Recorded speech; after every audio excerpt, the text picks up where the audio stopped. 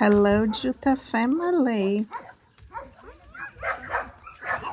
Michi came to the shelter as a visitor and liked it so much he kept returning. He came almost every day of his holiday to take the dogs for walks, to spend time and spoil them. And now he has decided to volunteer. He actually spent a lot of time with Biglo and Biglo. So he is staying in the shelter and giving them lots of cuddles and care.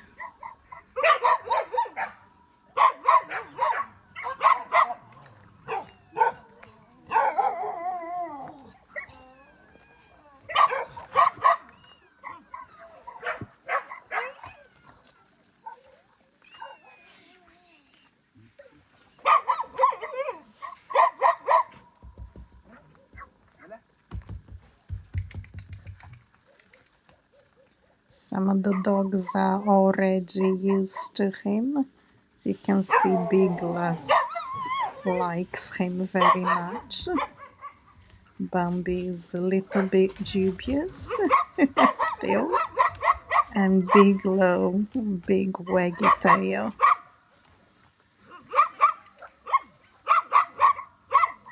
Thank you very much, Michi, for volunteering. Thank you, Jutta family, for your support.